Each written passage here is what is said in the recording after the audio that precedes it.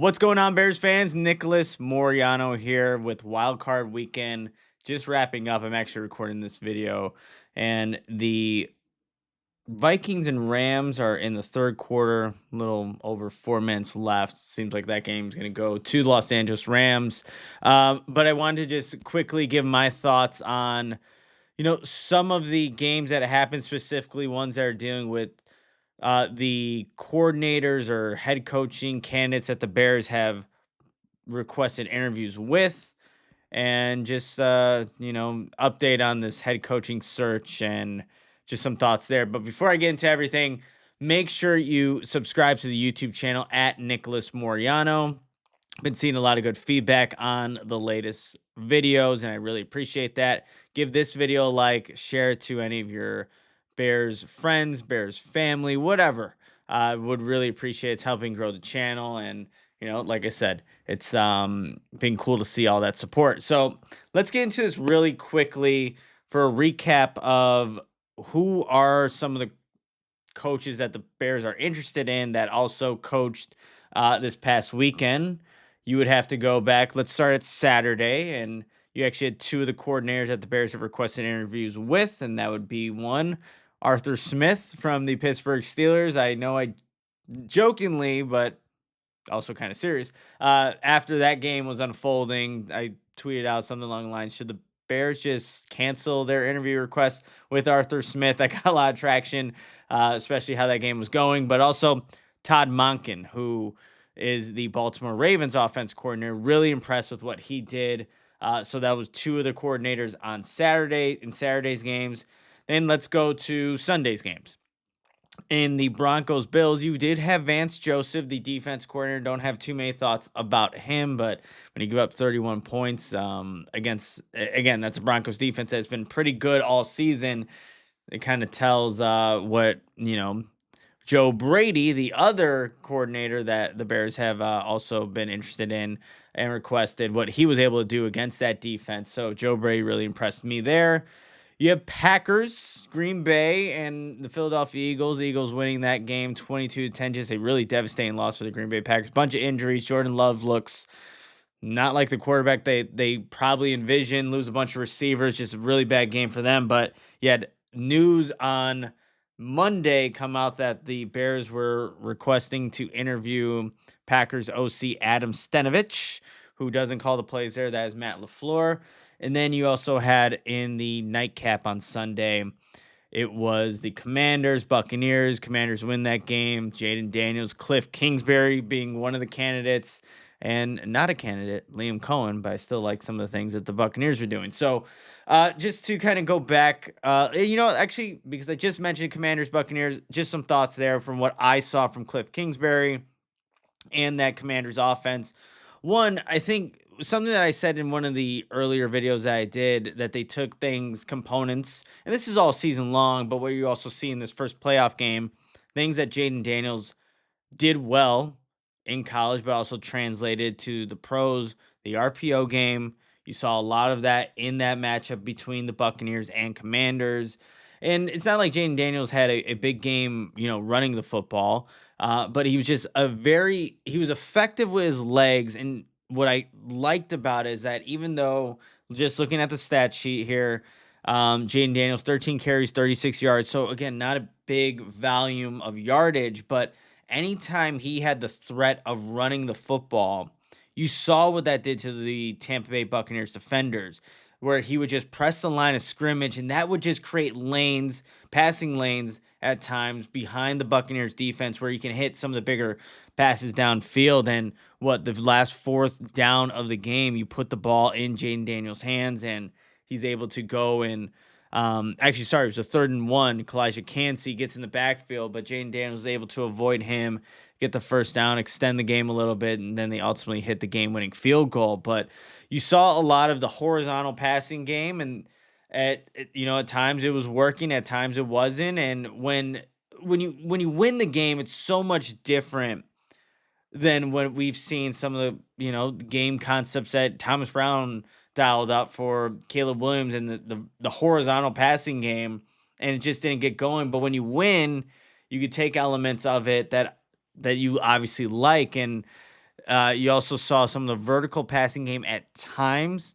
The Terry McLaurin pass down the left sideline really early on in the game. I think that also for Todd Bowles was like, oh, hey, defensively we need to respect this rookie quarterback's arm, and he can make those throws. But there are also some passes in the middle of the field that I really did like. But Kliff Kingsbury, I think, just putting the ball in his quarterback's hands. Doesn't matter that he's a rookie. Didn't matter that that was his first playoff game. He wanted Jayden Daniels to have the ball, and for the most part, actually, he did take care of the football. No turnovers on the day from Jayden Daniels. Commanders did a lot of good things that they were just continuing to do in the regular season, brought that over to a good Tampa Bay Buccaneers defense, and were able to ultimately capitalize.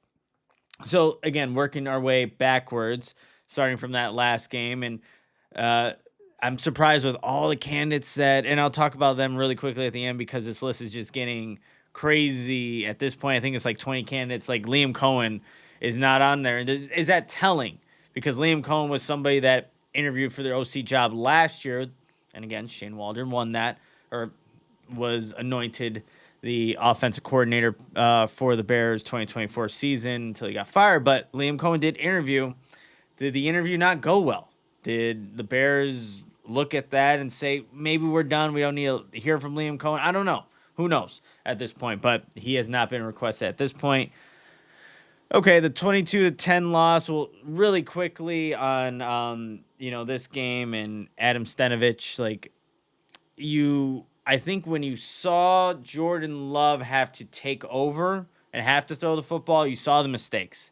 And it doesn't help. It does not help when you lose one of your offensive linemen early on in the game for the Green Bay Packers. And also, you had a bunch of receivers go down. So the Packers were not in an ideal situation.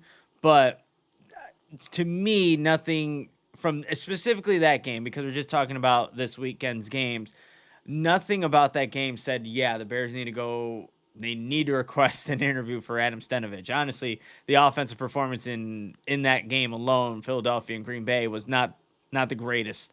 So, I think what that interview is for the Bears at this point, information gathering. Maybe you're looking, how did they do it with Jordan Love, like building an offense that can take some of it off of his play, especially when you have a guy like Josh Jacobs. You can run the football and play good defense, win over the turnover margins, but clearly Jordan Love didn't do that. So I don't know, your information gathering, but I'll provide some more input on like the whole coaching search at the end of this video. The one that I do want to go in depth about really quickly here is Joe Brady and what I saw hit that offense with Josh Allen, of course, against Vance Joseph and the Denver Broncos. And look, there was just a lot of throws in the middle of the field where Josh Allen's making the correct reads, putting the ball, whether it's these crossing routes or these stop routes in the middle of the field, Josh Allen's able to deliver.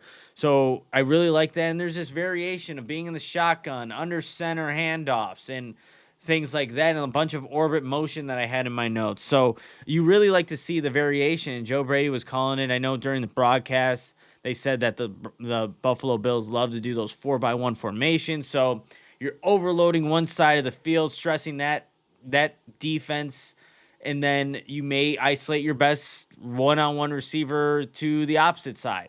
Or you can, there's so many variations you can do with that, and I do like how Joe Brady just provide some variety there. But one of my biggest takeaways from that game and how it can benefit the Bears if Joe Brady were to become head coach, there was a 2-play sequence, and it was the touchdown pass to the running back in the back of the end zone, feet are above the back end zone line.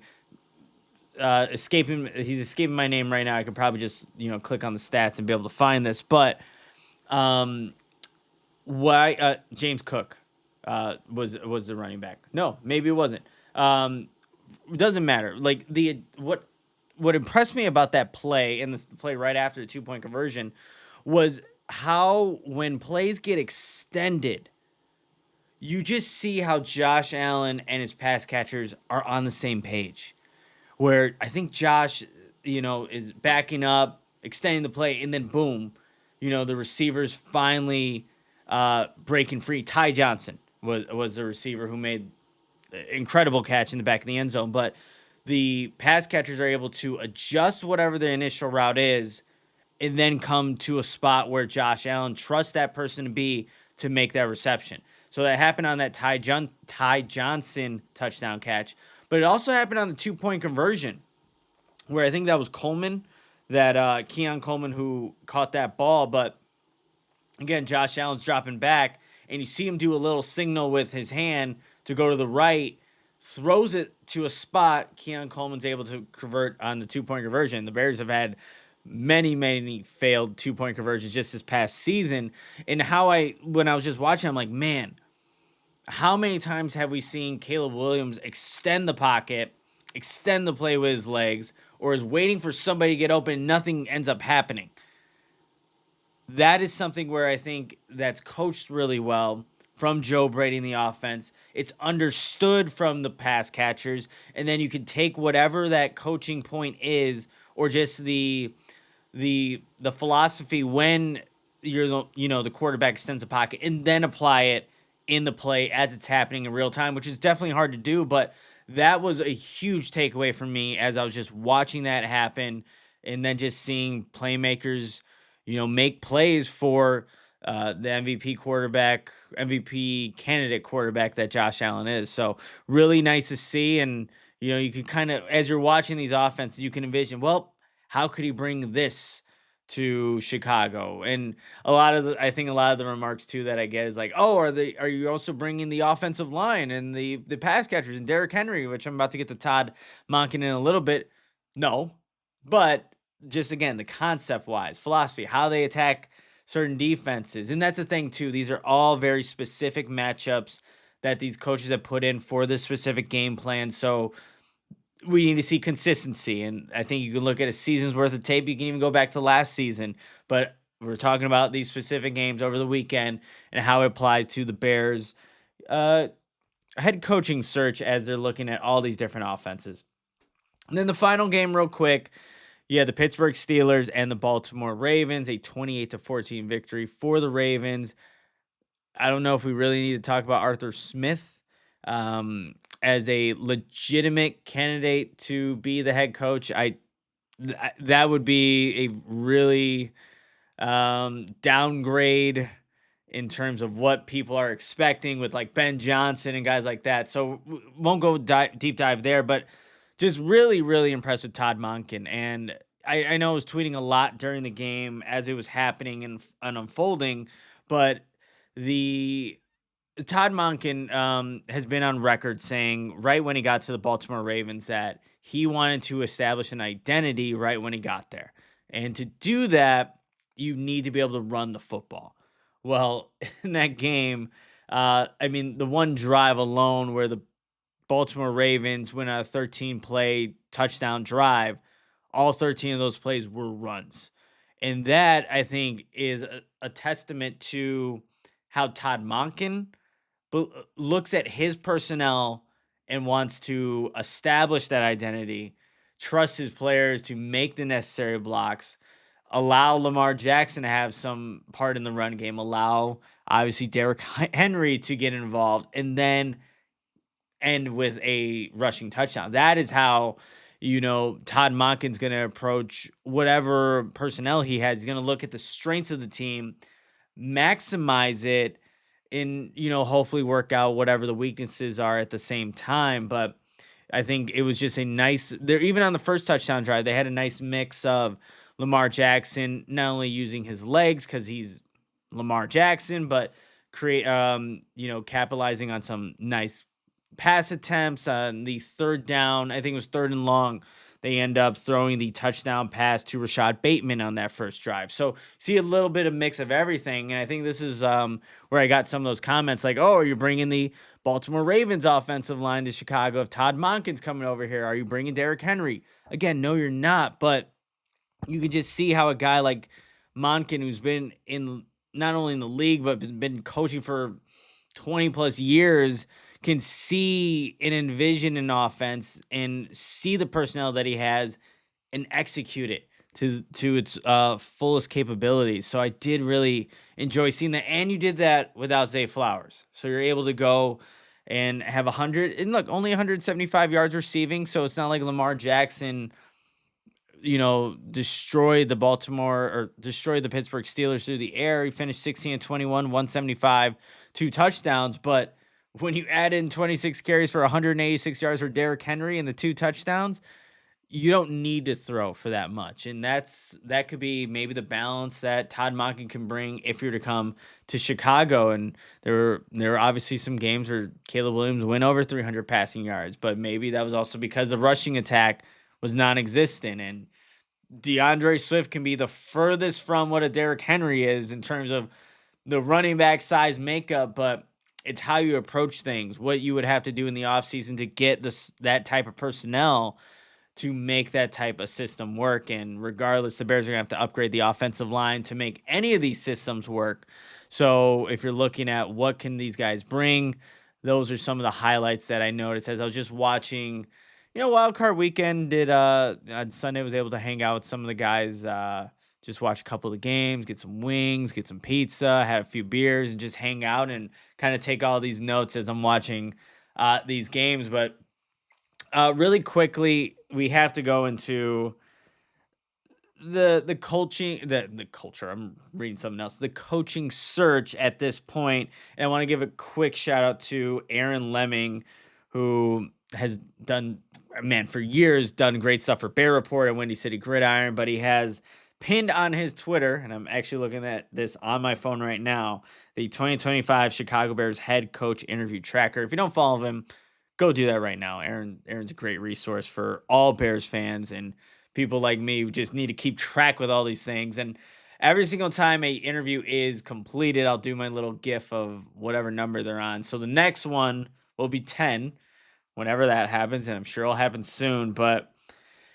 yes, you have new candidates that were added to the list now that weren't there the last time I made a video. Well, you can put Mike McCarthy back on the list, and the Bears were denied the interview request last week, and now he's not getting a contract with the Dallas Cowboys. So the Bears are, most likely going to have that interview pretty soon. And he's a little polarizing. I'm going to get back to Mike McCarthy real quickly, just give some general thoughts, because I know initially I put out a tweet responding to somebody that just not a fan. I would still he's not definitely one of my top 4 or 5 candidates, but I'll say why the Bears can be interested in him. Some other names that are now off the list: Mike Vrabel, obviously being with the Patriots as their head coach. You can also add, it would be Ron Rivera, who did interview in person with the Bears, Marcus Freeman from Notre Dame, and then, like I was mentioning when I was talking about the Packers, Adam Stenavich. So more and more guys added to the list. Liam Cohen not on that list, like I said earlier too. But really quickly with Mike McCarthy, I think this is a guy that is very polarizing depending on who you talk to and what you're looking at. Because if you're looking at the regular season, well, that's Mike McCarthy, man. And I went back to just even when he was with Green Bay and what he was doing there. And this was a great article, and I want to make sure I give a shout out to, just The Athletic for getting a lot of this information, because I wanted to go a little bit further back. But Bob McGinn, who wrote it back this was in 2020. So some of the things that stand out about Mike McCarthy and what he has done with, even when going back with Green Bay, he was 53, 23-2 against the division, 19-7 against Chicago, 18-7 against Detroit, 16-9-2 against Minnesota. His defenses led the NFL in takeaways twice and intercepted 110 passes from 2009 to 2011. And the big thing with Mike McCarthy, they were so good with the turnover margin and just winning the giveaway takeaway ratio. In 204 regular season games, McCarthy and the Packers finished plus 97 in the giveaway takeaway ratio. Also +6 in his 18 playoff games while he was with Green Bay, and 10 of those were victories. So took care of whoever was playing quarterback or how they were playing football. They just took care of the ball, but also took it away. So you can appreciate that about, what Mike McCarthy has done. But I think too, what the problem was and what has been the issue is the lack of playoff success. In 5 years in Dallas, the one playoff victory, if I'm not mistaken, just wasn't enough for a lot of people. And you can even look at Green Bay with the one Super Bowl victory with Aaron Rodgers. And I get it, it's really hard to win a Super Bowl, and it's hard to get that team consistently in that spot in the first place. But when you have, one of the best quarterbacks to ever play the game, it's like you expect a little bit more.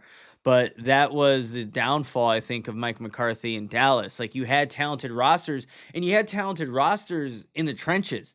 Like, they had good offensive lines. They had guys that can rush the quarterback, stop the run. But for whatever reason, it didn't all line up. And there was you had 3 10+ win seasons in a row. But when there were seasons also where Dak Prescott went down, and of course, you're not going to have the type of year that you want when you have your starting quarterback go down. But like, still, you expect more from what kind of rosters Dallas had throughout those seasons. Look into last year, that first round playoff exit against the Green Bay Packers, destroyed in Dallas.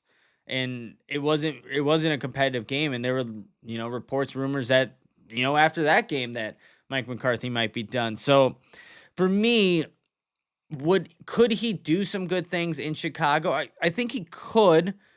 And what's an important note too is that he also, was an assistant coach. Like, even before he was a head coach, he was an assistant coach, mentoring quarterbacks. And in that article I referenced from the Athletic, the Arthur wrote, if he said it once, he said it 100 times. His most important job as a head coach was to make the quarterback successful. And there's a reference to Brett Favre in here when McCarthy returned to the Packers in 2006. So he had multiple stints with the Packers. He had been their quarterbacks coach in 1999. Brett Favre's career was in disarray. The Packers had finished 4-12 in 2005, and Favre's career high total of 29 interceptions and a 70.9 passer rating were part of the problem. Enter in McCarthy. Immediately, Favre and McCarthy rekindled what had been a strong relationship, and under McCarthy's firm but steady guidance, Favre toned down his impulsiveness, relished a more check-with-me system at the line of scrimmage, and posted his best passer rating, 95.7, in 11 years as the Packers went 13-3 in 2007. Again, you can check that entire article that details McCarthy's time with the Green Bay Packers and why the move was being made from him going from Green Bay to Dallas. And that's the Athletic. McGinn, many of the traits that made Mike McCarthy a winner in Green Bay may translate beautifully in Dallas, by Bob McGinn. But just to now envision that, like we were doing with some of the other coordinators, coaches, how does that benefit Caleb Williams? Well, there are times where Caleb would hold the ball a little bit too long, would try to see something and wait for something to be there, but it never was, and maybe take a sack. His offensive line did not help him in any way. There are more and more stats coming out with how much the offensive line was just not a benefit to Caleb Williams' play on the football field, but there are things that he still needs to clean up in his game. So you can just envision like how Mike McCarthy can look at a guy like that, see what's not going right or what didn't go right in his rookie season, and ultimately make him a better quarterback, better player in year 2. All right. I think that is really the recap I wanted to, just do really quickly here before another week gets going. And, we just see more and more news probably come out about these Bears, these head coaching interviews, how many are being done, who can possibly be added as the weeks go on, because the Bears, like, at this point, maybe they're just information gathering on all these guys, seeing what works, what's not working. How do you view our team? What could we as an organization do better from a variety of different people with different backgrounds, whether they're head coaches, college coaches, offense, defense coordinators. The Bears are really widening the scope, and I see they're getting again, depending who you talk to, they're getting some slack for it because it maybe shows that they don't have direction, or like this is a really important job.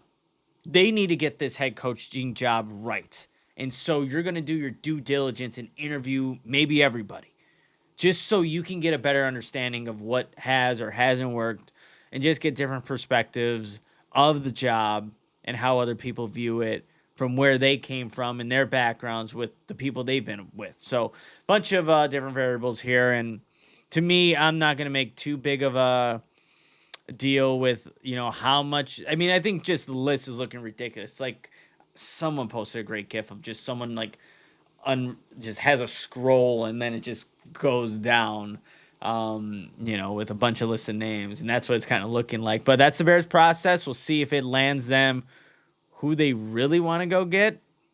And, next weekend's games, you're going to see a bunch of those coordinators I just mentioned go head to head, and those candidates that the Bears are looking at: Ben Johnson, Kliff Kingsbury.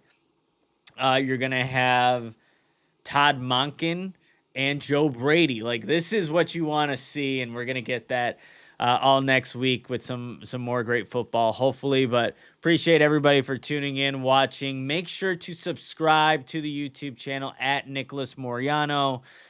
Give this video a like, leave a comment, and hopefully everybody had a great weekend, and I'm sure I'll make some more content throughout the week. But until then, see you guys later.